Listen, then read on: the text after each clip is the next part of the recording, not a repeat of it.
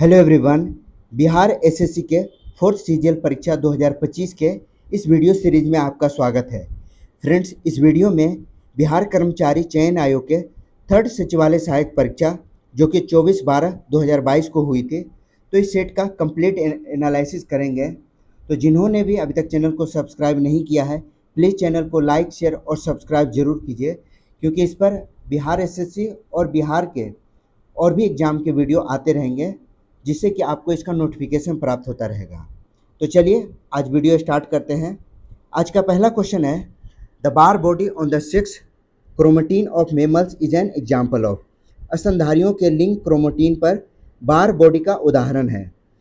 Option A है euchromatin, option B वैकल्पिक हेटेरोक्रोमेटिन या सेंट्रोमेरिक हेटेरोक्रोमेटिन। तो बार बॉडी का जो निर्माण होता है, बार बॉडी का निर्माण जो होता है वह एक्स क्रोमोसोम, एक्स गुणसूत्र की निष्क्रियता के कारण होता है। एक्स क्रोमोसोम के निष्क्रियता के कारण होता है। यह हेटेरोक्रोमेटिन का एक प्रकार है। ठीक है, तो यह हेटेरोक्रोमेटिन का एक प्रकार है जो हेटेरोक्रोमेटिन का प्रकार है जो कि सभी कोशिकाओं में समान रूप से नहीं पाया जाता है। सभी कोशिका में समान रूप से नहीं पाया जाता है। यह कुछ विशेष परिस्थिति में ही सक्रिय होता है। विशेष परिस्थिति में यह सक्रिय होता है। तो इसका राइट आंसर क्या होगा? तो इसका राइट आंसर है वैकल्पिक heterochromatin. B is the right answer. अगला सवाल है, भारत की दूसरी पंचवर्षीय योजना किस मॉडल पर आधारित थी? पहला है Mahalanobis model, Kaldor model, Solow model या हेरोडोमर मॉडल। तो भारत की जो द्वितीय पंचवर्षीय योजना है यह 1 अप्रैल 1956 में लागू हुई थी। पहली पंचवर्षीय योजना यह 1951 से 1956 तक चली थी। 1 अप्रैल 1951 से 1956 तक चली थी। और दूसरी पंचवर्षीय योजना 1956 से 31 मार्च 1961 तक चली थी। यह योजना जो है वह पीसी महालनोबिस मॉडल के आधार पर थी। पीसी, इसका राइट आंसर होगा ए, पीसी महालनोबिस मॉडल पर आधारित थी, जिसका उद्देश्य था समाजवादी समाज की स्थापना करना। समाजवादी समाज की स्थापना। इसमें भारी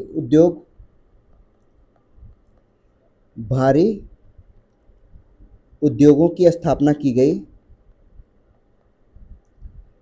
इसमें प्रमुख कौन कौन से हैं? तो इसमें है राउरकेला,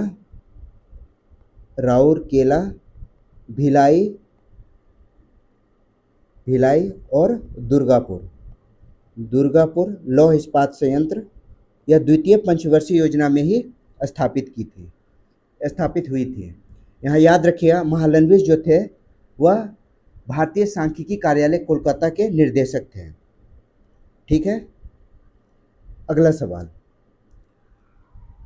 समान वायुदाब वाले स्थानों को जोड़ने वाली रेखाओं को कहा जाता है। तो जैसा कि क्वेश्चन में ही लिखा हुआ, समान वायुदाब वाली रेखा को समदाब रेखा कहा जाएगा। समान ताप वाली रेखाओं को मिलाने वाली को समताप रेखा है। समान लवणता वाली रेखा को, जो एक तरह के लवणता वाले स्थल हैं उनको मिलाने वाली रेखा को समलवण रेखा कहा जाता है। और समान वर्षा वाले स्थानों को मिलाने वाली रेखा को समवर्षा रेखा कहा जाता है। कोरियोलिस बल तथा दाब प्रवणता बलों में संतुलन से उत्पन्न समदाब रेखाओं के समानांतर बहने वाली पवन कहलाती है। तो क्वेश्चन में कहा गया कोरियोलिस बल आम रूप से जो हमारी वायुमंडल में यह पृथ्वी की सतह से 2 से 3 किलोमीटर जो वायुमंडल होता है वह पाया जाता है। 2 से 3 किलोमीटर तक, जिसमें जो कि धरातलीय घर्षण से मुक्त होता है। जब पृथ्वी के सतह से 2-3 किलोमीटर ऊपर वायु प्रवाहित होगी तो जाहिर सी बात है कि यह पृथ्वी के घर्षण से मुक्त होगी। तो ऐसे में पवन दाब प्रवणता कोरियोलिस बल से नियंत्रित होता है। कोरियोलिस बल से नियंत्रित होता है P1, क्योंकि ये जो पवन होते हैं यह समदाब रेखा के समानांतर चलते हैं। क्योंकि यह कोरियोलिस बल से संतुलित होते हैं, पृथ्वी के सतह से 2-3 किलोमीटर ऊपर अगर प्रवाहित होगी पवन तो यह कोरियोलिस बल से नियंत्रित होगी। फलस्वरूप यह समदाब रेखा के समानांतर बहती है और इन्हीं पवनों को भूविक्षेपी पवन के नाम से भी जाना जाता है। ठीक है, तो इसे भूविक्षेपी पवन भी कहा जाता है। How many countries share a land boundary with India? Bharat की अंतर्राष्ट्रीय सीमा कितने देशों से मिलती है? ठीक है, तो सबसे पहले कौन कौन ऐसे देश है जिसकी सीमा भारत से मिलती है? इसमें पहला स्थान है बांग्लादेश का, बांग्लादेश। दूसरा है चाइना, तीसरा पाकिस्तान, चौथा नेपाल, पांचवा है म्यांमार।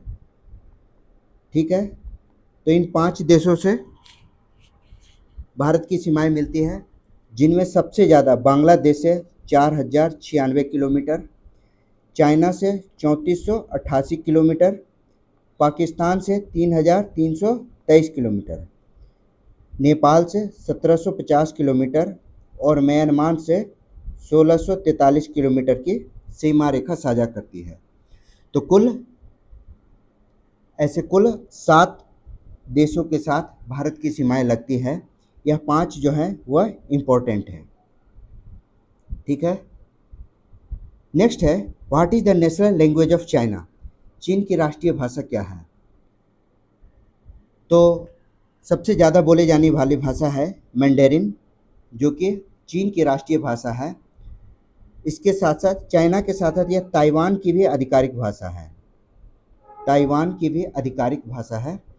पहले स्थान पर विश्व में मैंडेरिन को बोला जाता है। दूसरा स्थान है, हालांकि पहला स्थान अब इंग्लिश का हो गया है, पहले मैंडेरिन था, अब इंग्लिश का पहला स्थान हो गया है। दूसरा स्थान मैंडेरिन का और तीसरा स्थान है हिंदी का। इंग्लिश बोलने वाले 1.5 बिलियन स्पीकर हैं, मैंडेरिन 1.1 से लेकर 1.2 बिलियन स्पीकर के आसपास है और हिंदी 609 मिलियन स्पीकर हैं। चौथा जो लैंग्वेज है वह है स्पेनिश। स्पेनिश 560 से 600 मिलियन तक लोग बोलते हैं। तो याद रखिएगा, चीन की राष्ट्रीय भाषा मैंडेरिन है। नेक्स्ट है in the northern hemisphere the wind circulation in an anti cyclone is. उत्तरी गोलार्ध में प्रति चक्रवात में पवन की दिशा होती है। तो पहले हम इसे समझते हैं कि चक्रवात और प्रति चक्रवात क्या होता है। चक्रवात में जो दाब होता है वह केंद्र में निम्न होता है, केंद्र में निम्न दाब होता है। ठीक है, और प्रति चक्रवात में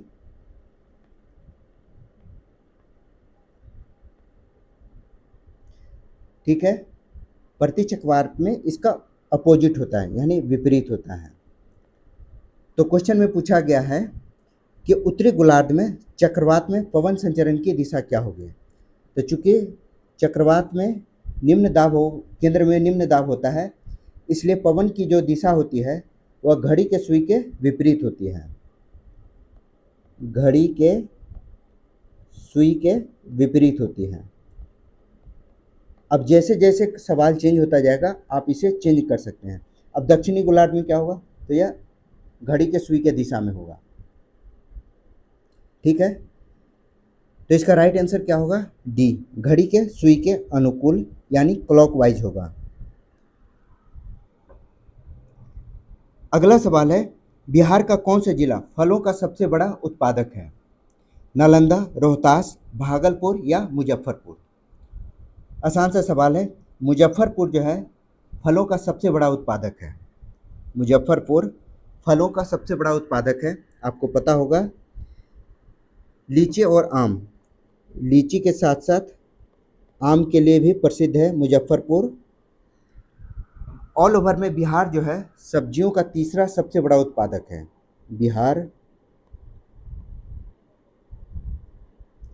सब्जी का तीसरा सबसे बड़ा उत्पादक है, थर्ड उत्पादक राज्य है, और फल का चौथा। ठीक है, बिहार जो है, बिहार लीची, मखाना और मधु के उत्पादन में, हनी, लीची, मखाना और मधु के उत्पादन में पूरे देश में प्रथम स्थान पर है। ठीक है, नेक्स्ट क्वेश्चन है, wood dispatch is related to? Wood dispatch किससे संबंधित है? ऑप्शन है शिक्षा सुधार से, पुलिस सुधार से, प्रशासनिक सुधार या सामाजिक सुधार। तो वुड डिस्पैच जो है वह शिक्षा सुधार से संबंधित है। 1854 में चार्ल्स वुड ने 1854 में तत्कालीन गवर्नर लॉर्ड डलहौजी को एक संदेश भेजा था। लॉर्ड डलहौजी को एक संदेश भेजा था जिसे वुड डिस्पैच के नाम से जाना जाता है। वुड डिस्पैच के नाम से जाना जाता है। कब है ये? 1854 में। कई बार पूछा गया है, बिहार के एग्जाम में तो अक्सर पूछा जाता है कि वुड डिस्पैच किससे संबंधित है और यह कब आया था। तो 1854 में लॉर्ड डलहौजी को एक संदेश भेजा गया था जिसे वुड डिस्पैच कहा जाता था, जिसमें शिक्षा के लिए व्यापक सुधार के लिए कहा गया था। इसमें प्राथमिक विद्यालय में स्थानीय भाषा को अपनाने का सुझाव दिया गया। स्थानीय भाषा को अपनाने का सुझाव दिया गया और कॉलेज स्तर पर अंग्रेजी को शिक्षा का माध्यम बनाने पर जोर दिया गया। ठीक है, इसी वुड डिस्पैच के तर्ज पर 1857 में वुड डिस्पैच के तर्ज पर 1857 में मुंबई, मद्रास और कोलकाता विश्वविद्यालय की स्थापना की गई। बम्बई, मद्रास और कलकत्ता विश्वविद्यालय की स्थापना हुई। क्लियर है?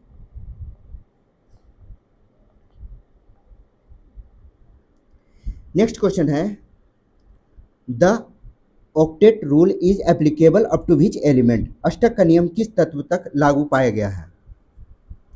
ऑप्शन है कैल्शियम, कोबाल्ट, पोटेशियम और ऑक्सीजन। तो न्यूलैंड्स का अष्टक नियम काफ़ी परिचित है। 1864 में वैज्ञानिक है जॉन एलेक्जेंडर न्यूलैंड्स का अष्टक नियम, इस नियम में कहा गया है कि जो तत्व हैं उनके परमाणु द्रव्यमान के बढ़ते क्रम में व्यवस्थित किए जाते हैं। जो तत्व हैं वह परमाणु द्रव्यमान के क्रम में व्यवस्थित किया जाता है और प्रत्येक आठवां तत्व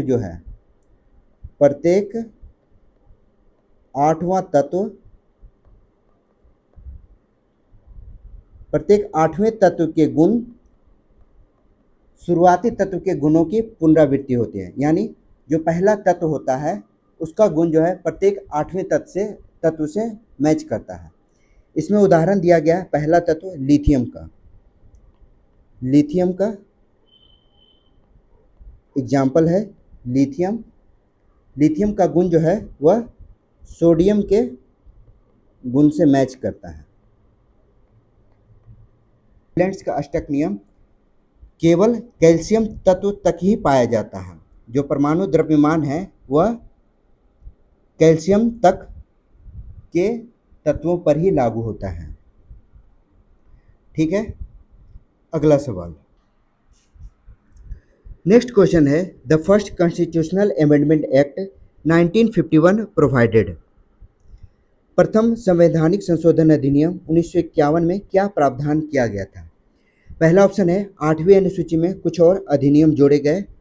ऑप्शन बी है 9वीं अनुसूची को जोड़ा गया। ऑप्शन सी संघीय सूची में नए विषय जोड़े गए। या ऑप्शन डी लोकसभा में प्रतिनिधित्व का अनुपात पुनः निर्धारित किया गया। जो प्रथम संविधान संशोधन है वह 1951 में किया गया, जिसमें भूमि विधि को संवैधानिक संरक्षण प्रदान किया गया। भूमि विधि को संवैधानिक संरक्षण प्रदान किया गया और इसके लिए संविधान में 9वीं अनुसूची को जोड़ा गया था। तो बी इसका राइट आंसर है। 9वीं अनुसूची को भूमि विधि में संवैधानिक संरक्षण के लिए जोड़ा गया था। ठीक है, अगला सवाल। The natural ageing of A lake bye nutrient enrichment is called. जल के पोषक तत्वों से समृद्ध होकर झील के प्राकृतिक वृद्धिकरण को क्या कहा जाता है? तो क्वेश्चन में पहले ही कहा गया है कि प्राकृतिक वृद्धिकरण यानी झील के अधिक उम्र को दर्शाने की, उम्र को बढ़ाने के लिए इसे क्या कहते हैं? यूट्रोफिकेशन, सुपोषण। सुपोषण किया जाता है, यूट्रोफिकेशन।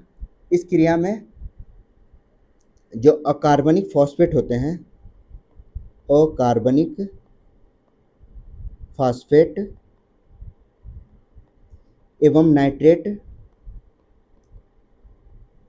एकत्रित हो जाते हैं, जिससे जलीय जीवों में वृद्धि हो जाती है। जलीय जीव में वृद्धि हो जाती है और जैसे जैसे झील की उर्वरता बढ़ती है वैसे वैसे पादप और प्राणी बढ़ने लगते हैं। ठीक है, तो झील के पोषक तत्वों से समृद्ध होने से क्या होता है? इसका यूट्रोफिकेशन हो जाता है, सुपोषण हो जाता है, जिससे अकार्बनिक फॉस्फेट एवं नाइट्रेट एकत्रित हो जाते हैं और इससे जलीय जीवों में वृद्धि होने लगती है, जिससे झील की उर्वरता जो है वह बढ़ने लगती है। याद रखिएगा, इसे यूट्रोफिकेशन कहा जाता है। अगला सवाल। The duty of the chief minister as the principal channel of communication between the governor and the council of minister are mentioned in. राज्यपाल एवं मंत्रिपरिषद के बीच संवाद के प्रमुख तंत्र के रूप में मुख्यमंत्री के कर्तव्यों का उल्लेख किस अनुच्छेद में है? तो आर्टिकल 167 अनुच्छेद 167 में राज्यपाल एवं मंत्रिपरिषद के बीच संवाद के रूप में मुख्यमंत्री का वर्णन किया गया है। मुख्यमंत्री का वर्णन राज्यपाल एवं मंत्रिपरिषद के बीच संवाद के रूप में, राज्यपाल और मंत्रिपरिषद के बीच संवाद के रूप में किया गया है। आर्टिकल 164 में मुख्यमंत्री की जो नियुक्ति होती है वह राज्यपाल के द्वारा होती है। मुख्यमंत्री की नियुक्ति कौन करता है? राज्यपाल के द्वारा। ठीक है,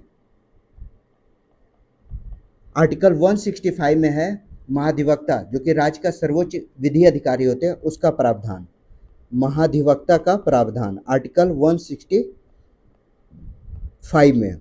आर्टिकल 166 में कहा गया है कि जो समस्त कार्यपालिका है, समस्त कार्यपालिका, इसका प्रधान कौन होता है? तो समस्त कार्यपालिका की कार्रवाई जो है वह राज्यपाल के नाम होगी, राज्यपाल के नाम होगी। क्लियर है? अगला सवाल। When was the 10th schedule added to the constitution of India. भारत के संविधान में 10वीं अनुसूची को कब जोड़ा गया था? 10वीं अनुसूची किससे संबंधित है? कमेंट में बताइए। तो 52वें संविधान संशोधन 1985 में। 10वीं अनुसूची को जोड़ा गया। ठीक है, इसमें क्या था, इसमें दल बदल पर रोक के प्रावधान थे, जिसके अंतर्गत हमारे संविधान के अनुच्छेद 101, 102, 190 और 191 में संशोधन किया गया। ठीक है, इसमें कहा गया कि अगर कोई व्यक्ति विधानमंडल का सदस्य है और अपने दल का त्याग करता है तो उसे 6 महीने के भीतर किसी राजनीतिक दल में शामिल होना होगा, अन्यथा उनकी सदस्यता समाप्त हो जाएगी। ठीक है, अगर कोई व्यक्ति दल का त्याग करता है तो 6 माह के भीतर उसे किसी राजनीतिक दल में शामिल होना पड़ेगा।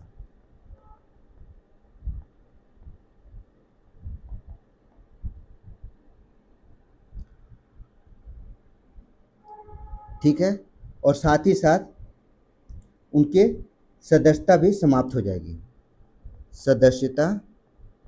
विधानमंडल की सदस्यता समाप्त हो जाएगी। क्लियर है? इसे दल बदल कानून इसी को परिभाषित किया गया है, जो कि 52वें संविधान संशोधन 1985 के द्वारा 10वीं अनुसूची में जोड़ा गया था। अगला सवाल है हाथी पांव रोग, जिसे लिम्फेटिक फाइलेरियोसिस कहा जाता है। याद रखिएगा, सिर्फ इसी से भी क्वेश्चन पूछा जा सकता है कि लिम्फेटिक फाइलेरियोसिस किस रोग से संबंधित है, तो यह हाथी रोग से संबंधित है। इसका जो कारण है वह है बुचरेरिया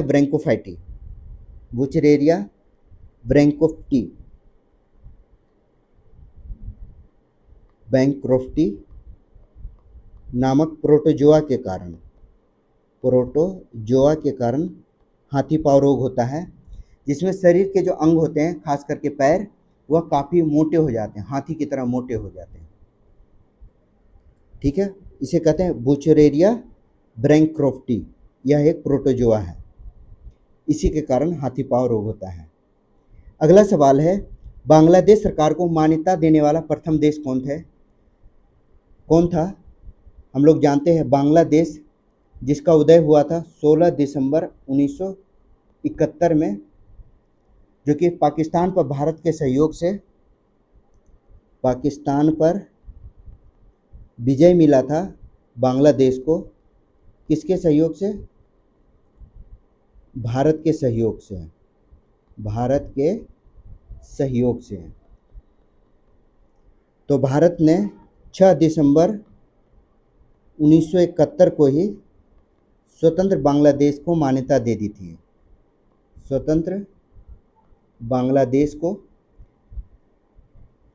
मान्यता दे दी थी।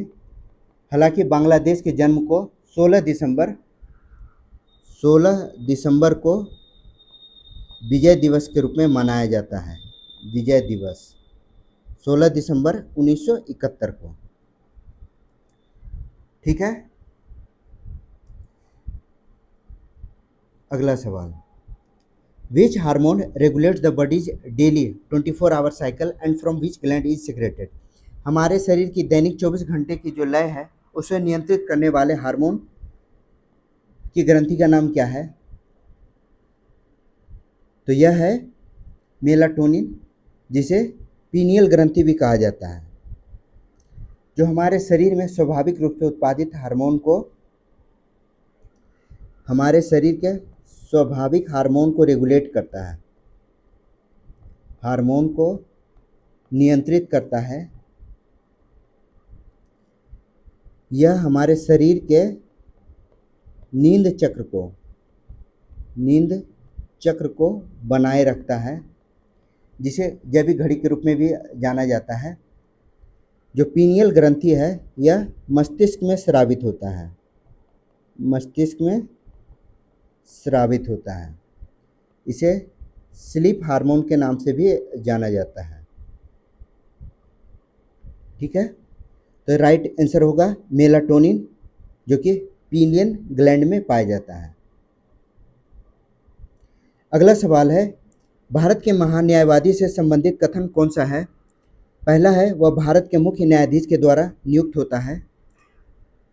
वह भारत सरकार को विधि संबंधी विषयों पर सलाह देता है। उपर्युक्त में से कौन से सही हैं? ठीक है, तो भारत का जो महान्यायवादी है वह भाग 5 के अनुच्छेद 76 में आर्टिकल 76 में महान्यायवादी का प्रावधान है। महान्यायवादी जो है वह भारत का सर्वोच्च विधिक अधिकारी होता है, सर्वोच्च विधिक अधिकारी होता है। ठीक है, जो भारत सरकार को विधि संबंधी विषय पर सलाह देता है। ठीक है, आर्टिकल 76(1) में यह कहा गया है कि इसकी नियुक्ति जो है मंत्रिपरिषद के सलाह पर राष्ट्रपति के द्वारा की जाती है। इसकी नियुक्ति राष्ट्रपति करते हैं मंत्रिपरिषद के सलाह पर, मंत्रिपरिषद के सलाह पर। क्लियर है? तो इसका राइट आंसर हो गया क्लियर, केवल 2 राइट आंसर होगा। यह भारत सरकार को विधि संबंधी विषयों पर सलाह देता है। यह भारत के मुख्य न्यायाधीश के द्वारा नहीं बल्कि राष्ट्रपति के द्वारा इसकी नियुक्ति की जाती है। नेक्स्ट क्वेश्चन है, the splitting of light into its constituent colour is called. प्रकाश को उसके घटक रंगों में विभाजन कहलाता है। तो प्रकाश को उसके घटक रंग में विभक्त करने की प्रक्रिया को विक्षेपण कहते हैं। विक्षेपण मीन्स डिस्पर्सन। प्रकाश का विक्षेपण कहलाता है, जिसमें 7 रंग होते हैं। 7 रंग, शॉर्ट फॉर्म होता है इसका विबग्योर। हिंदी में बैनी आह पिनाला, बैनी आह पिनाला। अब इसका फुल फॉर्म हो गया बैगनी, नीला, आसमानी,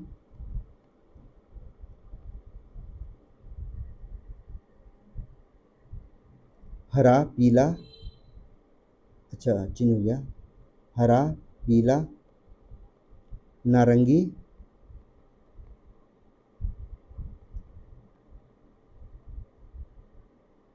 और लाल।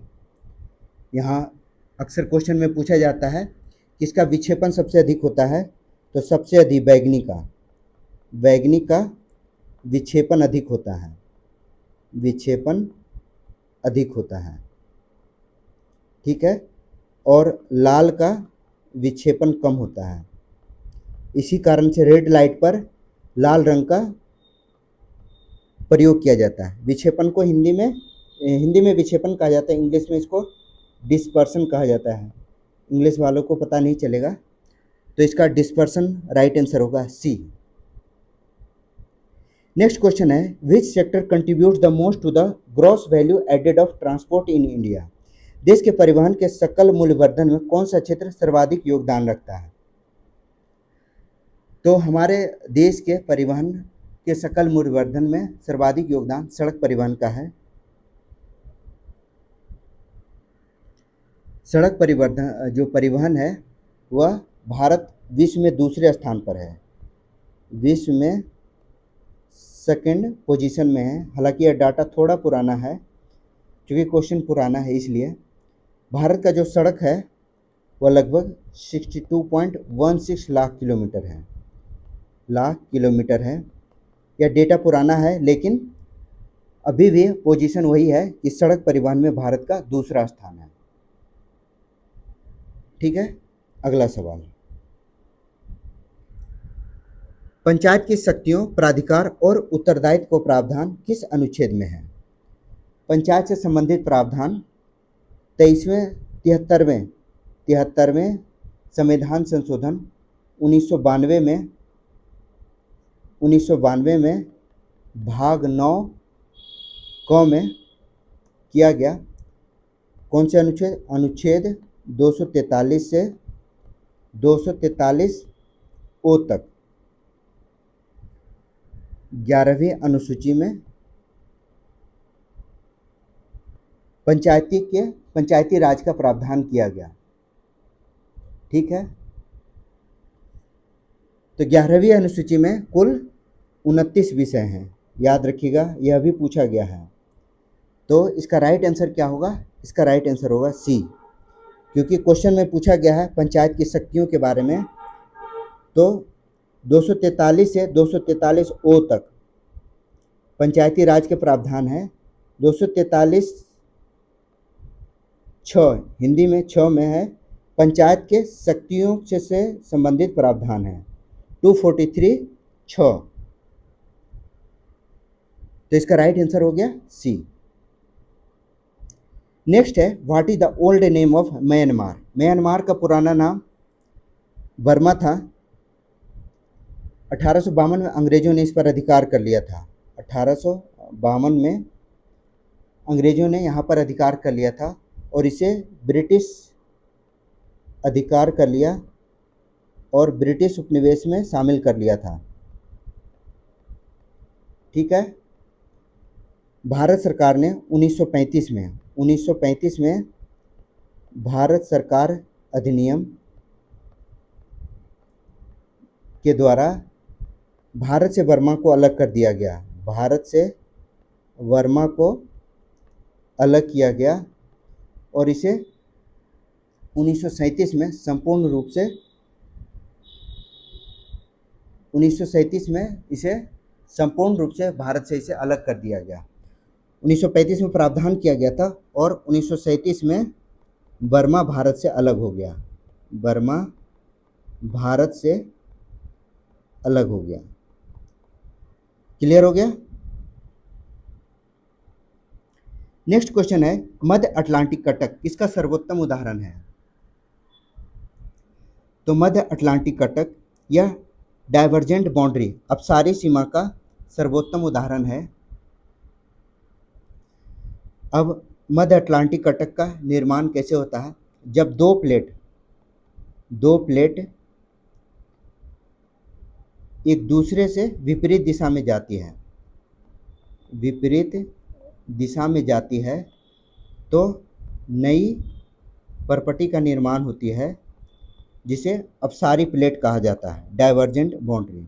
जब दो प्लेट टकराते हैं और एक दूसरे की विपरीत दिशा में जाते हैं तो वहाँ पर एक नई परपटी का निर्माण होता है, एक नए रिज का निर्माण होता है। इसे कहते हैं डाइवर्जेंट बाउंड्री, अपसारी सीमा। Which of the following is amorphous? निम्नलिखित में से कौन अक्रिस्टलीय है, यानी जिसमें क्रिस्टल नहीं है? ऑप्शन ए ग्रेफाइट, कांच, साधारण नमक या डायमंड। तो हम लोग जानते हैं कांच जो है वह क्रिस्टल है, अक्रिस्टल है, क्योंकि कांच को अतिशीतित द्रव माना जाता है। अतिशीतित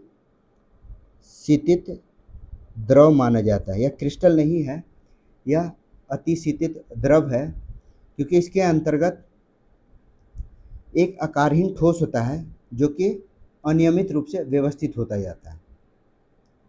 ठीक है, तो बी इसका राइट आंसर होगा।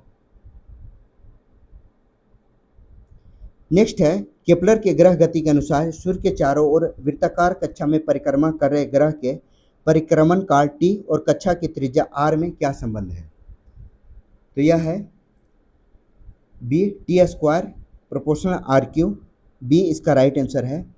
1571 में केपलर ने ग्रह से संबंधित नियम दिए थे। केपलर ने ग्रह के गति से संबंधित नियम दिए, जिसमें कक्षा का नियम, क्षेत्रफल का नियम और परिक्रमण काल का नियम है। ठीक है, तो इसका बी राइट आंसर होगा। अगला सवाल है, पुस्तक अनफिनिश्ड ए मेमोयर की लेखिका कौन है? अनफिनिश्ड ए मेमोयर की लेखिका है प्रियंका चोपड़ा जोनस। प्रियंका चोपड़ा इसका राइट आंसर होगा, जिसमें उनके 20 साल के करियर के बारे में, 20 वर्ष के लंबे करियर के बारे में विवरण दिया गया है। अगला सवाल है, कजाकिस्तान की राजधानी क्या है? तो कजाकिस्तान की राजधानी है अस्ताना। कजाकिस्तान की राजधानी है अस्ताना। येरेवन, येरेवन है आर्मेनिया की राजधानी। आर्मेनिया की राजधानी है येरेवन। बाकू अजरबैजान की राजधानी है। अजरबैजान की राजधानी बाकू है। अस्ताना जो है कजाकिस्तान की राजधानी है और है अबुजा। नाइजीरिया की राजधानी अबुजा है। क्लियर? नेक्स्ट क्वेश्चन है, भारत में मिड डे मील योजना कब शुरू की गई थी? तो यह 15 अगस्त 1995 को 15 अगस्त 1995 को शिक्षा मंत्रालय के द्वारा एक केंद्र प्रायोजित योजना के रूप में दुनिया की सबसे बड़ी स्कूल योजना कार्यक्रम शुरू की गई, जिसमें कक्षा 1 से 8 में पढ़ने वाले, कक्षा 1 से 8 में पढ़ने वाले 6 से 14 वर्ष के बच्चों को निःशुल्क भोजन, पका हुआ खाना स्कूल में ही देने का प्रावधान किया गया। 2021 में इसका नाम बदल दिया गया। 2021 में बदल दिया गया और इसका नाम बना दिया गया प्रधानमंत्री पोषण शक्ति निर्माण। प्रधानमंत्री पोषण शक्ति निर्माण। इस पर क्वेश्चन आ सकता है, इसलिए इस पर ध्यान रखिएगा। इसका नाम बदल दिया गया था और अब इसमें 3 से 5 वर्ष के बच्चों को भी शामिल कर लिया गया है। यानी 3 वर्ष से मान के चलें तो 14 वर्ष तक के बच्चों को निःशुल्क भोजन स्कूल में ही देने का प्रावधान किया गया। यानी पका हुआ भोजन स्कूल में ही दिया जाएगा। यह 15 अगस्त 1995 को शुरू किया गया था। नेक्स्ट है, भारत में किस किस्म की कॉफ़ी का उत्पादन सर्वाधिक होता है? तो कहवा भारत की एक महत्वपूर्ण बागानी फसल है। भारत में 2 प्रजातियां पाई जाती है, जिसमें एक है अरेबिका और दूसरा है रोबस्टा। ठीक है, तो इसका राइट आंसर क्या होगा? अरेबिका, क्योंकि अरेबिका का उत्पादन सर्वाधिक होता है। कर्नाटक में भारत में सर्वाधिक कॉफ़ी का उत्पादन होता है। कर्नाटक भारत का कॉफ़ी उत्पादन करने वाला राज्य है। इसके बाद कर्नाटक के बाद केरल और उसके बाद तमिलनाडु का स्थान आता है। ठीक है, अगला सवाल, which is the first national park established in India? Bharat में स्थापित पहला राष्ट्रीय उद्यान जिम कॉर्बेट है। जिम कॉर्बेट की स्थापना 1936 में हुई थी। उस समय इसका नाम क्या था? हैली राष्ट्रीय उद्यान। हैली राष्ट्रीय उद्यान इसका नाम था। यह उत्तराखंड में है। यह एक बाघ अभयारण्य भी है। बाघ अभयारण्य है, जहां 1973 में प्रोजेक्ट टाइगर की शुरुआत हुई थी। याद रखिएगा, प्रोजेक्ट टाइगर, इसकी शुरुआत जिम कॉर्बेट से हुई थी 1973 में। भी इसका राइट आंसर है। पद्म विभूषण विजेता प्रभा अत्रेय। प्रभा अत्रेय किससे जुड़ी हैं? तो यह संगीत के भारतीय शास्त्रीय संगीत गायिका हैं प्रभा अत्रेय। स्वर संगीत से जुड़ी हैं, भारतीय शास्त्रीय संगीत की गायिका हैं। इन्हें पद्म विभूषण से सम्मानित किया गया है। इनका संगीत के क्षेत्र में इनका काफ़ी योगदान है। इन्हें पद्म भूषण और पद्म विभूषण दोनों प्राप्त हुआ है। तो बी इसका राइट आंसर है। Who build the Moti Masjid in the red fort of Delhi? Delhi के मोती मस्जिद का निर्माण किसने कराया था? तो दिल्ली में मोती मस्जिद का निर्माण औरंगजेब ने कराया था। औरंगजेब ने 1659-60 में दिल्ली के मोती मस्जिद का निर्माण कराया था, जिसमें सफ़ेद संगमरमर का प्रयोग किया गया था। सफ़ेद संगमरमर का प्रयोग किया गया था। नेक्स्ट है, यूनेस्को द्वारा अंतर्राष्ट्रीय मातृभाषा दिवस कब मनाया जाता है? तो यूनेस्को ने 1999 में 21 फरवरी को अंतर्राष्ट्रीय मातृभाषा दिवस के रूप में मनाया था। याद रखिएगा, 1999 में 21 फरवरी को अंतर्राष्ट्रीय मातृभाषा दिवस के रूप में मनाया था। उसके बाद से 2000 से प्रत्येक वर्ष संपूर्ण विश्व में प्रत्येक वर्ष अंतर्राष्ट्रीय मातृभाषा दिवस 21 फरवरी को मनाया जाने लगा। नेक्स्ट क्वेश्चन है, अमित शाह को उनके योगदान के लिए माइकल एवं शीला हेल्ड पुरस्कार किस क्षेत्र में मिला? माइकल और शीला हेल्ड कैलिफोर्निया विश्वविद्यालय के हैं अमित सहाय। ऑब्वियस है, यह कंप्यूटर विज्ञान से संबंधित है। कंप्यूटर विज्ञान में इन्होंने क्रिप्टोग्राफी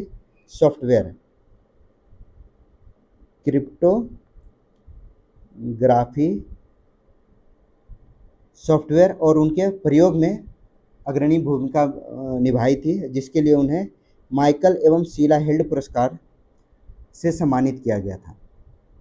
कब? 2022 में। नेक्स्ट क्वेश्चन है, निम्नलिखित में से कौन राष्ट्रीय स्वास्थ्य प्रोफाइल NHP के समय समय पर प्रकाशित करने का कार्य करता है? नेशनल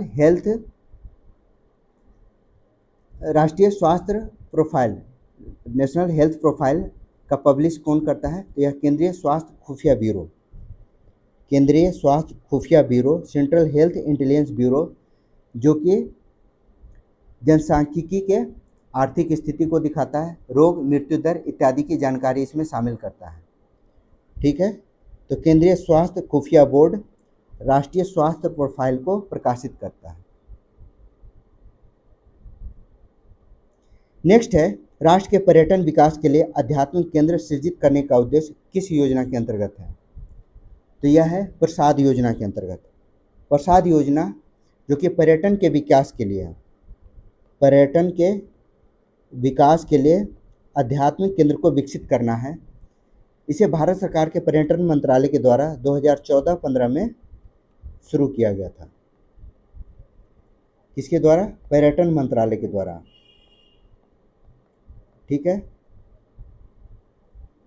नेक्स्ट क्वेश्चन है, कपास के संबंध में कौन सा कथन सही नहीं है? तो सबसे पहले कपास के बारे में जानते हैं, कपास की खेती के बारे में जानते हैं। तो यह उष्ण या उपोष्ण कटिबंधीय क्षेत्र में पाई जाती है। उपोष्ण कटिबंधीय क्षेत्र में कपास का उत्पादन होता है। इसके लिए 6 से 8 महीने का टाइम लगता है। ठीक है, भारत के दक्कन क्षेत्र में, दक्कन यानी दक्षिण भारत में, चूँकि काली मिट्टी सर्वाधिक है दक्षिण भारत में, तो कपास का उत्पादन सर्वाधिक दक्षिण भारत में होता है, क्योंकि काली मिट्टी जो है कपास के उत्पादन के लिए आवश्यक है, आदर्श है। इसके लिए जो तापमान है वो लगभग 21 से 30 डिग्री सेंटीग्रेड के आसपास चाहिए होता है। साथ ही साथ पाला रहित हो और खिली धूप होनी चाहिए। खिली धूप इसके लिए आवश्यक है। तो इसके अकॉर्डिंग इसका राइट आंसर क्या होगा? अच्छा, इसके लिए वर्षा जो है वह 50 से 100 सेंटीमीटर के आसपास चाहिए। तो सी इसका राइट आंसर है। बाकी कपास के उत्पादन के लिए इतने आदर्श अवस्था आवश्यक होते हैं। नेक्स्ट है, निम्नलिखित में से कौन सा देश बिम्स्टेक का सदस्य नहीं है? बिम्स्टेक जो कि दक्षिण एशिया, साउथ एशिया और साउथ ईस्ट एशिया, दक्षिण पूर्व एशिया को जोड़ने का संगठन है, क्षेत्रीय संगठन है। यह 6 जून 1997 को बैंकॉक घोषणा के बाद अस्तित्व में आया। बैंकॉक घोषणा के बाद अस्तित्व में आया। इसके सदस्य कौन कौन हैं? तो इनके 7 सदस्य हैं। ठीक है, कौन कौन है? बांग्लादेश, भूटान, इंडिया, नेपाल के बाद श्रीलंका। ठीक है, बांग्लादेश, भूटान, भारत, नेपाल, श्रीलंका। तो यह 5 सदस्य हैं। ठीक है, 2 देश हैं म्यांमार और थाईलैंड, जो कि दक्षिण पूर्व एशिया से हैं। दक्षिण पूर्व एशिया के 2 देश हैं। कौन कौन? म्यांमार और थाईलैंड। तो कुल मिलाकर 7 देशों का संगठन है बिम्स्टेक। ठीक है, तो इसका राइट आंसर क्या होगा? मालदीव बिम्स्टेक का सदस्य नहीं है। नेक्स्ट क्वेश्चन है, 1932 में अखिल भारतीय हरिजन संघ की स्थापना किसने की थी? हरिजन संघ की स्थापना महात्मा गांधी के द्वारा की गई थी। अखिल भारतीय हरिजन संघ 1932 में 30 सितंबर 1932 को महात्मा गांधी ने अखिल भारतीय हरिजन संघ की स्थापना की थी, जिसका उद्देश्य जो था, इसका उद्देश्य था भारत में छुआछूत, जिसे अस्पृश्यता कहते हैं, अस्पृश्यता, अनटचेबिलिटी, इसे मिटाने के लिए, दलितों के उत्थान के लिए भारतीय हरिजन संघ की स्थापना की थी।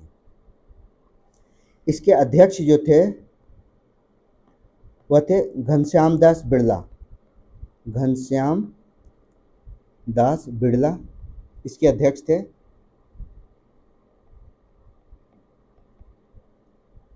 नेक्स्ट क्वेश्चन है, कणों के बीच आकर्षण बलों के बढ़ते क्रम में व्यवस्थित करें।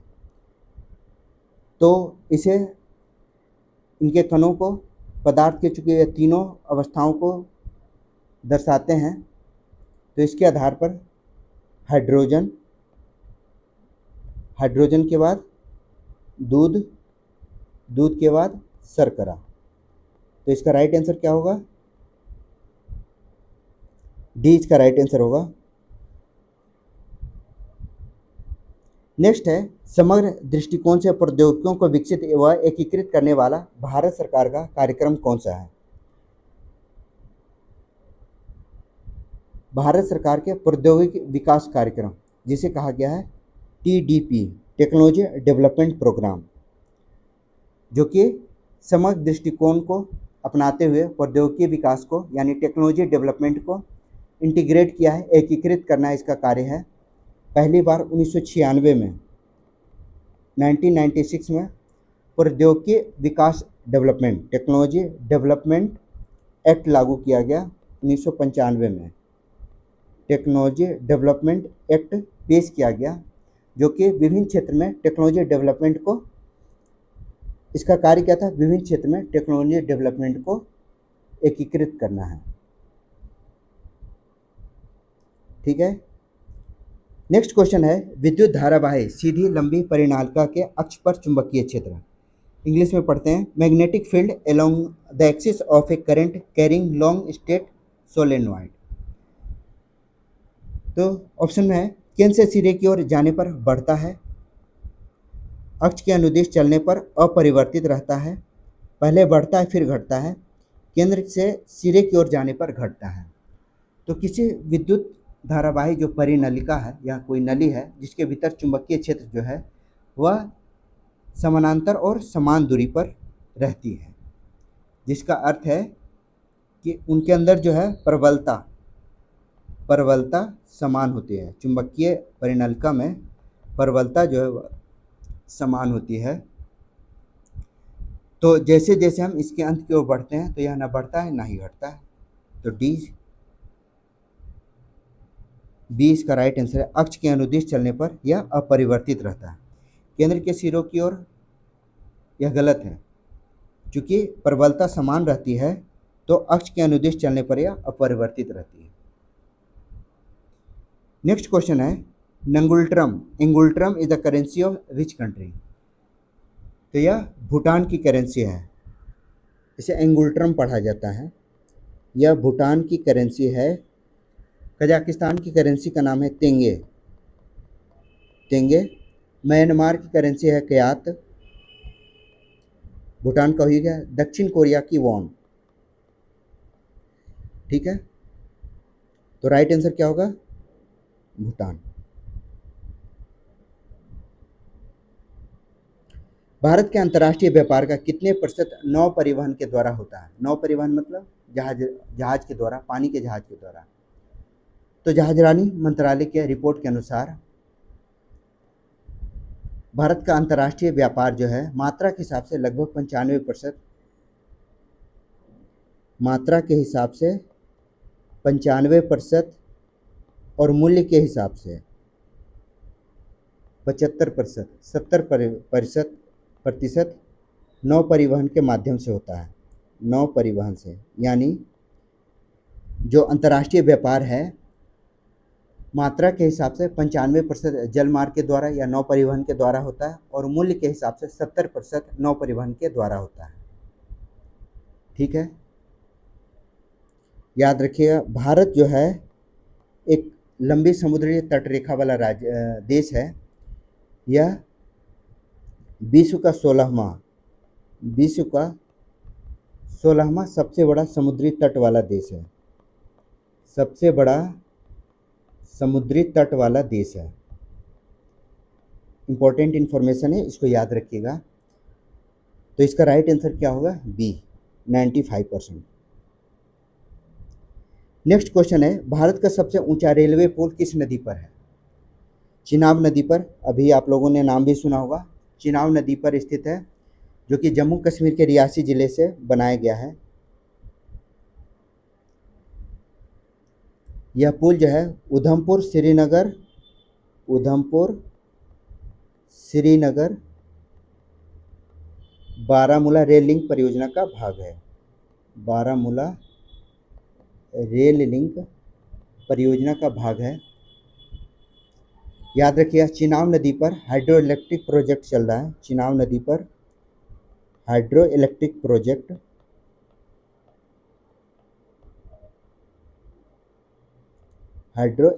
प्रोजेक्ट जिसके तहत सलाल बांध भी चिनाब नदी पर है। दुलहस्ती परियोजना और अभी नया है पाकल दुल बांध जो है वह निर्माणाधीन है।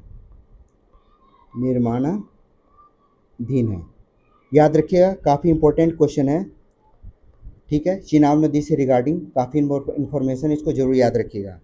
नीचे दिए गए जीवाणु, एंजाइम, जैव सक्रिय अणु और उनके उपयोग का सही मिलान करें। ठीक है, तो टेबल ए और टेबल बी को मैच करना है। टेबल है कॉलम ए और कॉलम बी को मैच करना है।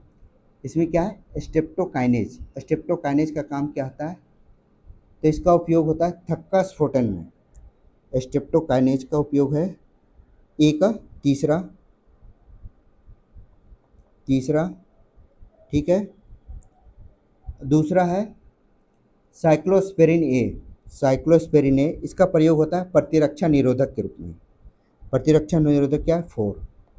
तो इसका राइट आंसर क्या होगा? 3, 4। डी इसका राइट आंसर है। A3, B4, सी का फर्स्ट क्लास्ट्रोडियम ब्यूटालिकम, यह है अम्लीय उत्पादक। पहला है, यहाँ मैच ही कर दे रहे हैं। स्ट्रेप्टोकाइनेज या थक्का स्फोटन में इसका प्रयोग करते हैं। थक्का स्फोटन में साइक्लोस्पिरिन ए यह प्रतिरक्षा निरोधक के रूप में, प्रतिरक्षा निरोधक के रूप में। क्लोस्ट्रिडियम ब्यूटालिकम अम्लीय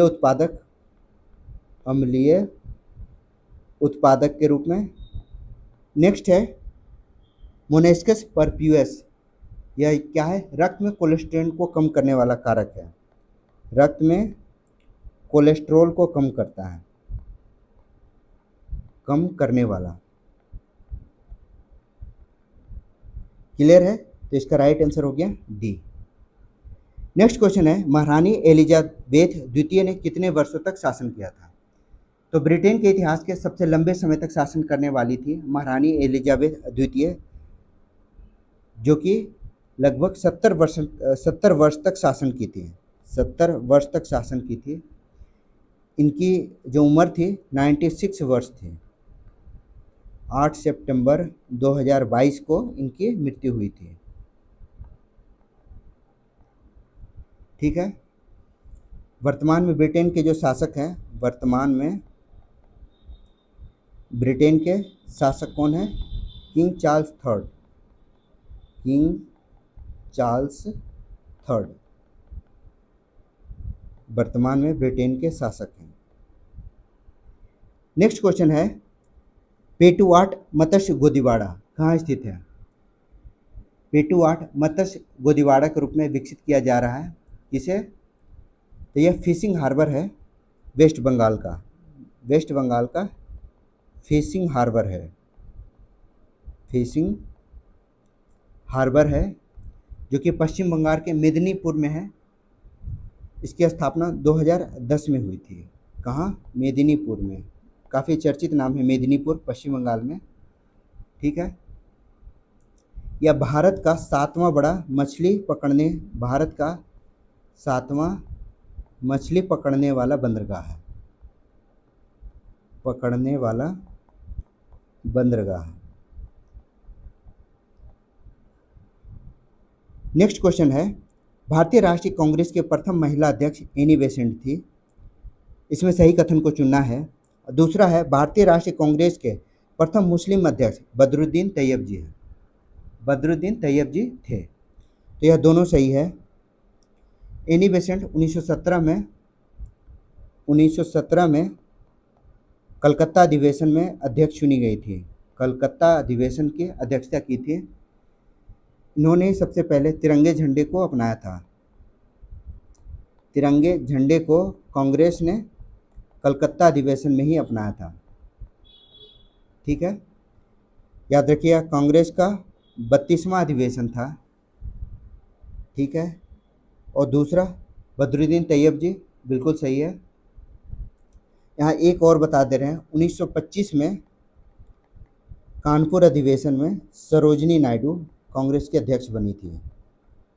सरोजिनी नायडू कांग्रेस की अधिवेशन बनी थी और इसी अधिवेशन में विजय विश्व तिरंगा प्यारा गाना गाया गया था। विजय विश्व तिरंगा प्यारा। याद रखिएगा, 1925 में कांग्रेस की अध्यक्षता जो थी वह सरोजिनी नायडू के द्वारा की गई थी। यह भारत की प्रथम महिला थी और ऐसे ऑल ओवर में एनी बेसेंट थी। नेक्स्ट है, बॉक्सर विद्रोह किससे संबंधित है? तो बॉक्सर विद्रोह का संबंध चीन से है। चीन से है। यह 1899 में हुआ था। ज़्यादा डिटेल जाने की ज़रूरत है नहीं क्योंकि इससे ज़्यादा सवाल नहीं आता है। नेक्स्ट है, भारत का सबसे बड़ा रबर बांध किस नदी पर है? अभी हाल में इसका उद्घाटन हुआ था भारत के सबसे बड़े रबर बांध के रूप में। तो यह फल्गु नदी पर बनाया गया है। गया में फल्गु नदी पर। ठीक है। डी इसका राइट आंसर है। नेक्स्ट क्वेश्चन है, बिहार सोशलिस्ट पार्टी के अध्यक्ष, प्रथम अध्यक्ष कौन थे? ऑप्शन है आचार्य कृपलानी, जयप्रकाश नारायण, आचार्य नरेंद्र देव या स्वामी सहजानंद सरस्वती। तो बिहार सोशलिस्ट पार्टी की स्थापना जो थी वह जयप्रकाश नारायण, इसमें काफ़ी बड़े बड़े लोग थे। जयप्रकाश नारायण, फूलन प्रसाद वर्मा, राहुल सांकृत्यायन और भी कुछ बड़े नाम थे। जयप्रकाश नारायण के द्वारा 17 मई 1934 में इसकी बैठक बुलाई गई थी। जयप्रकाश नारायण ने 17 मई 1934 को बैठक बुलाई थी और इसके अध्यक्ष जो है इसके अध्यक्ष बने थे आचार्य नरेंद्र देव, आचार्य नरेंद्र देव। और इसके सचिव बने थे जयप्रकाश नारायण, सचिव जयप्रकाश नारायण बने थे। तो राइट आंसर क्या होगा? सी। नेक्स्ट क्वेश्चन है, सैंधव लिपि की लेखन दिशा है वह क्या थी? तो भारत में जितनी भी लिपि है उसमें सैंधव लिपि को सबसे प्राचीन माना गया है। यह सबसे प्राचीन लिपि के रूप में जाना जाता है। इसमें 6000 से भी ज़्यादा अक्षर हैं। ठीक है, यह लिपि भावचित्रात्मक है। ठीक है, भावचित्रात्मक है और यह दाईं से बाईं ओर लिखी जाती है, दाईं से बाईं ओर। ठीक है, तो इसका राइट आंसर क्या होगा? D, right to left. Next है, सिंधी भाषा को 8वीं अनुसूची में कब जोड़ा गया था? तो हमारे संविधान के 8वीं अनुसूची में 22 भाषाओं का उल्लेख है। 22 भाषा हैं जिसे 8 शेड्यूल में शामिल किया गया है। जो मूल संविधान है उसमें कुल 14 भाषाएं थीं। ठीक है, मूल संविधान में 14 भाषा थी। 21वें संविधान संशोधन जो कि 1967 में हुआ था, इसमें सिंधी को शामिल किया गया। ठीक है, 71वें संविधान संशोधन जो कि 1992 में हुआ था, इसमें कोंकणी, मणिपुरी और नेपाली को शामिल किया गया। ठीक है, कोंकणी, मणिपुरी और नेपाली को 1992 में शामिल किया गया। फिर तीसरा संविधान संशोधन 92वां संविधान संशोधन 2003 में हुआ था, जिसमें बोडो, डोगरी, मैथिली और संथाली को शामिल किया गया। मैथिली और संथाली को शामिल किया गया। याद रखिए, यह 2003 में हुआ था, लेकिन 2004 में यह प्रभावी हुआ था। तो कुल मिला के 14 से बढ़कर 22 हो गए। तो 8वीं अनुसूची सिंधी भाषा 1967 इसका राइट आंसर है। B is the right answer. Next question है, पश्चिमी पाकिस्तान के साथ स्वतंत्रता की लड़ाई वाली पूर्वी पाकिस्तान की सशस्त्र सेना का नाम क्या था?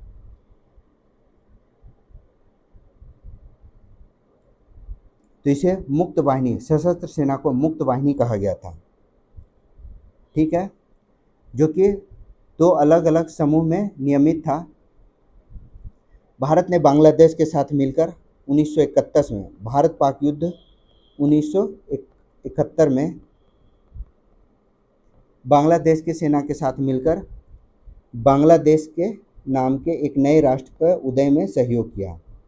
बांग्लादेश का जन्म हुआ भारत पाक युद्ध 1971 के बाद से। नेक्स्ट है, नेपाल के पहले निर्वाचित प्रधानमंत्री कौन थे? पहले ही लिखा हुआ है, विश्वेश्वर प्रसाद कोइराला नेपाल के पहले निर्वाचित प्रधानमंत्री थे। यह 1959 के चुनाव में निर्वाचित हुए थे। ठीक है, 25 दिसंबर 2022 को यह 3 बार नेपाल के प्रधानमंत्री बने। अभी नेपाल में पता ही है विद्रोह हो चुका है। तो डी इसका राइट आंसर है, विश्वेश्वर प्रसाद कोइराला। नेक्स्ट है, संगम साहित्य में व्यापारी वर्ग को किस नाम से जाना जाता है? तो 3री शताब्दी में कृष्णा और तुंगभद्रा नदियों के बीच, कृष्णा और तुंगभद्रा नदी के बीच के क्षेत्र को संगम कहा जाता है। संगम काल इन्हीं क्षेत्र के साम्राज्य को कहा जाता है। इन क्षेत्र में हुई जो रचना हुई थी, कृष्णा तुंगभद्रा क्षेत्र में हुई रचना को संगम साहित्य कहा जाता है। यानी संगम काल में किए गए रचना को संगम साहित्य के नाम से जाना जाता है, जो कि मुख्य रूप से तमिल भाषा में लिखी गई। इसमें व्यापारी वर्ग को वेनिगर कहा गया, वेनिगर। ठीक है। व्यापारी वर्ग को वेनिगर, कृषक वर्ग को वल्लाल, कृषक को वल्लाल, और ब्राह्मणों को अरसर कहा गया है। ब्राह्मण है उन्हें अरसर कहा गया है। ठीक है। नेक्स्ट है अपच। इंडाइजेशन के उपचार के लिए किस प्रकार की दवाओं का प्रयोग होता है? इंडाइजेशन के लिए एंटासिड, एंटासिड का प्रयोग किया जाता है। अम्लत्व नाशक, एसिडिटी को नाश करता है कौन? एंटासिड। ठीक है। पेट में हाइड्रोक्लोरिक अम्ल HCl के प्रभाव को समाप्त करता है। तो बी इसका राइट आंसर है। तो ये था बिहार सीजीएल के 17-12 यानी थर्ड सीजीएल के एग्ज़ाम का टोटल डिटेल एक्सप्लेनेशन। अगर वीडियो अच्छा लगा होगा तो प्लीज़ वीडियो को लाइक कीजिए, कमेंट कीजिए, अपने दोस्तों के साथ ज़रूर शेयर कीजिएगा। कमेंट में ज़रूर बताइए कि आपको और किस एग्ज़ाम के क्वेश्चंस का एनालिसिस करना है। वीडियो अच्छा लगे तो सब्सक्राइब जरूर कीजिएगा। मेरा नाम है Rahul Sinha. Thank you for watching.